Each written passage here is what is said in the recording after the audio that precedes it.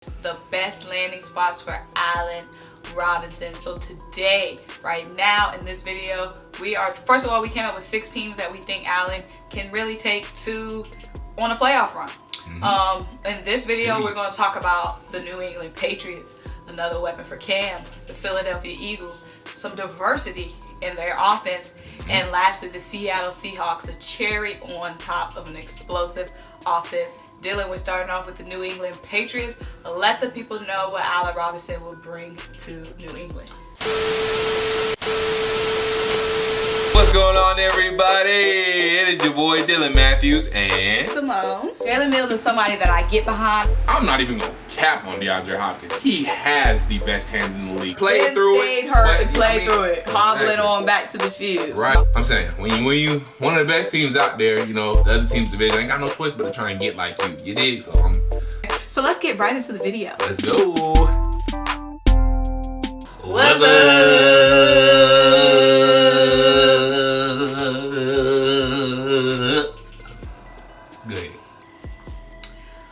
What's up, guys? Welcome back to another video with Simone. And your boy Dylan. Yeller. Go ahead and jump in the comments. Go ahead and like and subscribe because you already know I'm trying to get 500 subscribers by the end of the month. And I'm trying to get 300 by the end of the month. So go ahead and hit that subscribe button, you dig? So, guys, there is a wide receiver on the trading block. Possibly could be up for a trade. We all know this season is already starting off with a bang, and a big trade will make it even more spicier. That's big facts. So he didn't formally request a trade, but we all know by now Allen Robinson wants out of Chicago. He unfollowed the team on social media, and after false reports that got out that he has requested a trade, he did not formally request a trade. His agent came out and said that, and Allen Robinson was still behind that. But obviously, there is unrest in Chicago.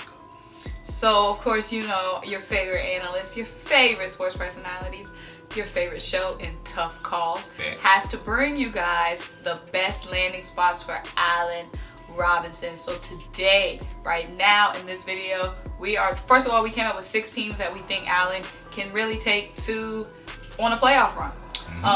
In this video, we're going to talk about the New England Patriots, another weapon for Cam, the Philadelphia Eagles, some diversity in their offense, and lastly, the Seattle Seahawks, a cherry on top of an explosive offense. Dylan, we're starting off with the New England Patriots. Let the people know what Allen Robinson will bring to New England. So these are some things Allen Robinson will bring to New England. First and foremost, Allen Robinson last season, 98 receptions, over 1,000 yards, 1,147 yards, 7 touchdowns. So the production is there. 26 contested catches, most last year. So he is obviously good. When the defender is on him, he gonna go up high pointed and bring that guy down. That's right. He gonna put that body into you.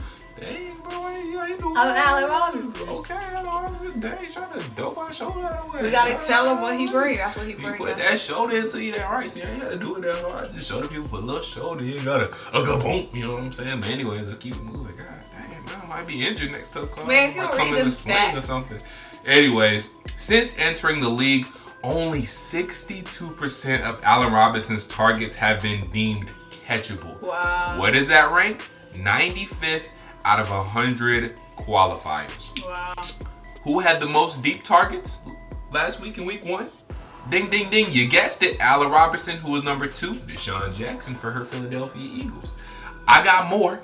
He had 26 first down conversions last season on 3rd down. That is tied for 2nd in the NFL.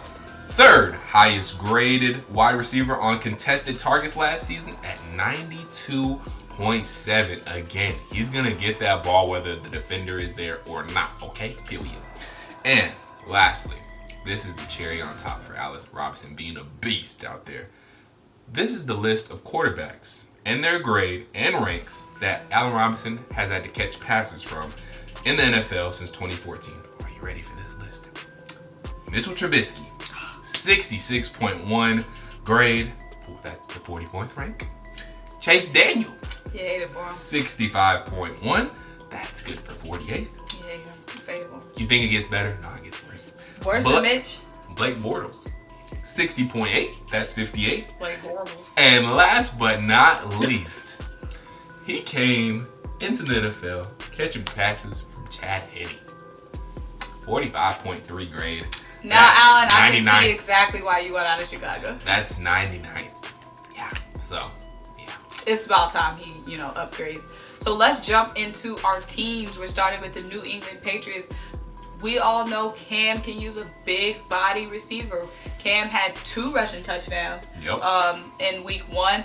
But good and bad thing, we don't want to see Cam having to be as, taking as many hits, because we all know Cam is coming in injury prone. If he has a bigger guy with a bigger wide receiver target, that will be good for him, good for the Patriots. So go and just tell the people what he would bring to New England. So, obviously, Cam already loves his big wide receivers. He made Kelvin Benjamin, who's now kind of a bum, he made him look like a Pro Bowl wide receiver back when they were in Carolina together. But Cam Newton, he just needs some more targets. Only had 155 passing yards in week 1 with the Dolphins. And like Simone said, you don't want to run Cam into the ground. So get him some more targets. They already got N'Keal Harris, and Julian Edelman. N'Keal Harris, and Julian Edelman. Those 2 combined for 8 catches for 96 yards in week 1. That was over half of the Patriots passing game. So you can't just favor those 2. It's good to have those 2 guys, but getting a third would really round out the offense and really round out the passing game for Cam Newton and the Patriots. Definitely. Yeah, I definitely could see that, especially, the Patriots had so many opt-outs. Cam coming in with a lot of questions definitely proved his worth in week 1, but seeing them make a big splash, solidifying, a wide receiver of Allen's caliber would just really show, hey, we're not just playing around, we're here to win. Another team that needs to be here to win now is my Philadelphia Eagles. We explored the option of Allen Robinson going to the Eagles, and we think it's going to be a great fit. Obviously, the Eagles lost Marquise Goodwin to, he opted out because of the coronavirus. Alshon Jeffrey, our latest, most reliable wideout, he's definitely injury prone, and he's been injury prone since we've had him. And, injuries is something that we're battling, and we need stability and we need depth. Yes, Carson has some new receivers. He was 1 for 4 though with Jalen Reagor in week 1, but we all know, of course, rookie. He was 2 for 7 with Deshaun Jackson though. And we have a lot of speedy guys, yes, but we can definitely bulk up when it comes to a big wide out position. We know we can run down the field, but when that running down the field is not an option for us, will we be able to have someone in the clutch, a big guy? So Dylan, talk about what he might bring to the Eagles and how he will diversify our offensive options. So, we all know Carson Wentz, as Simone said, loves his big targets, and he loves throwing to the tight ends. Well, that gets predictable every now and again. Just look at it last year. Really, you can go back, and we'll go back to last week, then to last year. So, the Eagles last week threw to Dallas Goedert. Dallas Goedert had 8 of his 9 targets for 101 yards and a touchdown. But as Simone said, only 1 to 4 to Jalen Reagor, 2 out of 7 to Deshaun Jackson. So, last season, Carson Wentz relied heavily on his tight ends. Zach Ertz last week had 7 targets, 3 receptions, 80 yards, and a touchdown. Last season, though, Zach Ertz had 135 targets. That's second in the league amongst tight ends, 12th overall. 12th overall. Wide receivers, tight ends, running backs, all of them. 12th overall in targets. He had 88 receptions, 916 yards, and 6 touchdowns. Dallas Goedert last year had 87 targets. That's 9th in the league among tight ends. 58 receptions, 607 yards, 5 touchdowns. He loves to throw to his tight ends. But again, you can game plan for that. That gets predictable. You got to have other weapons. You got to have other guys you can rely on. Allen Robinson is that guy. He can catch in contested areas. You can throw it to him at a tight window. So Carson, you could, just how you love throwing it up to Alshon, you can throw it up to Alice and he gonna catch it for you, baby. It's a match made in heaven for a team that needs another receiver, a reliable guy, played all 16 games last year. Match made in heaven for the Eagles. And someone who's itching to win like Allen is. Lastly, let's talk about the Seattle SeaHawks. So we know the Seattle SeaHawks made a splash move in free agency, making that trade for Jamal Adams, who definitely proved his worth in week 1. Also, Russell Wilson doesn't need that many targets because he is that guy, but him and Tyler Lockett have been having fun so far this season. Just talk about what a cherry on top adding Allen Robinson to his offensive arsenal would be for the Seattle Seahawks fans. So, Simone, you touched on it. Russell Wilson has already gotten off to a great start, 31-35. Him and Tyler Lockett and DK Metcalf tore my Falcons up last week.